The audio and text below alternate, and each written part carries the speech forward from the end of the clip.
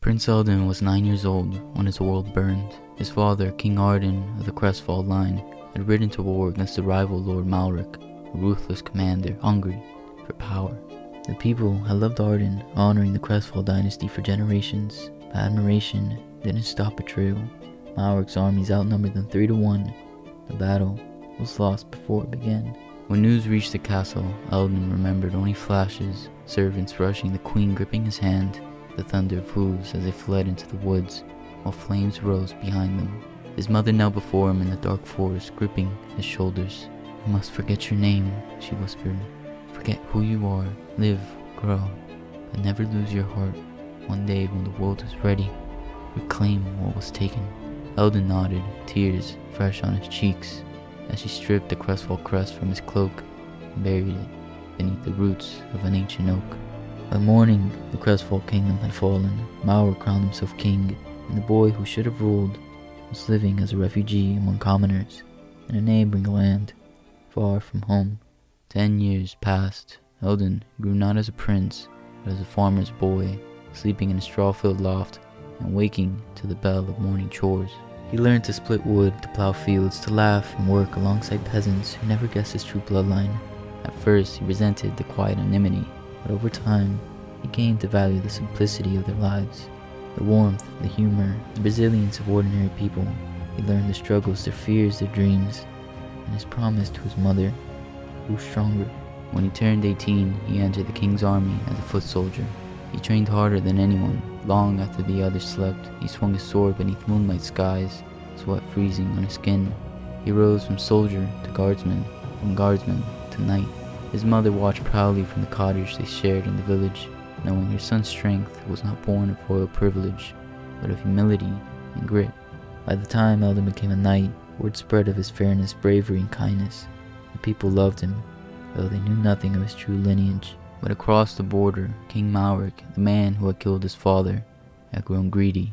Ruling Eldon's homeland was not enough. He hungered for dominion over the entire region.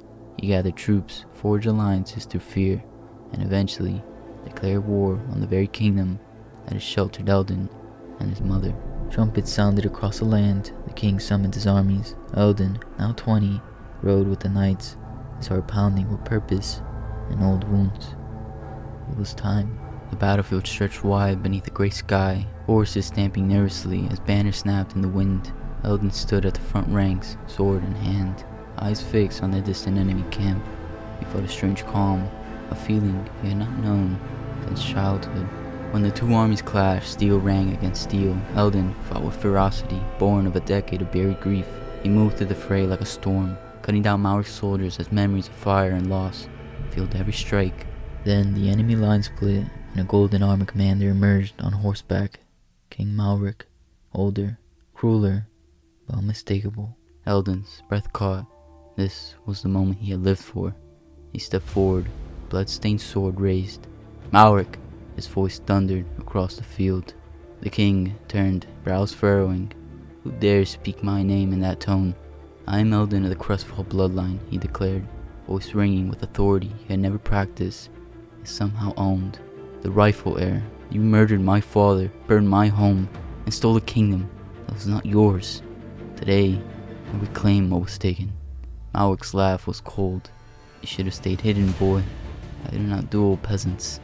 But no soldier moved to stop Eldon. The men around him, those he had trained with, fought with, bled beside, stood behind him in solidarity. Even Malric's soldiers faltered, murmuring as he looked at the young knight who had grown up among the people, not above him.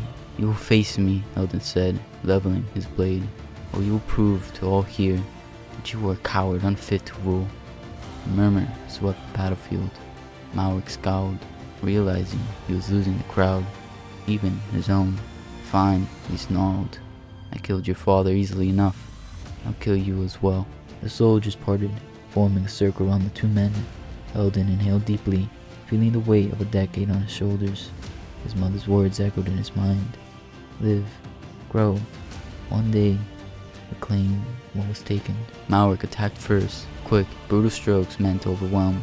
Eldon parried, though each blow sent pain through his arms. Malric was stronger, heavier. Eldon stumbled. Malric knocked him to a knee, raising his sword high for the killing strike. But then Eldon heard voices shouting his name, encouraging him. Soldiers from both sides yelling, "Stand, Eldon! Fight! For the true king!" Strength surged through him. As Malric's blade came down, Eldon rode aside, dirt flying. He swept his leg, knocking Malric off balance. In one fluid motion, he rose, seized his sword with both hands, and drove it upward. Malric gasped, eyes wide as Eldon's blade pierced beneath his armor. The battlefield fell silent. Eldon stepped back, breathing hard as the false king collapsed to the ground. Then slowly, one by one, the soldiers of both armies lowered to their knees. A single voice rose in the quiet. "All hail, King Eldon!" Then another, then hundreds. The sound washed over him like a rising tide. Eldon stood trembling, not from fear, but from overwhelming truth. His father's kingdom was his again. But more important, this kingdom, these people, were not bowing to a prince they barely knew. They bowed to the knight they had grown up with, a boy who had chopped wood beside them, eaten at their tables, fought by their side. A king made not by blood, but by the people themselves. When Eldon and his mother returned to Crestfall Castle, its walls scarred by time and tyranny, she walked beside him not as a fugitive, but as a restored queen. She placed the old Crestfall crown upon his head with trembling hands. "You kept your promise," she whispered, tears in her eyes, "and you became the king your father dreamed you would be." Eldon held her hands. "I learned from the people how to live with compassion, how to rule with humility, how to be worthy of this crown." The throne room, filled with knights, peasants, and nobles alike, erupted in cheers. In the months that followed, Eldon united the lands torn by war. He pardoned those who had served Malric under fear.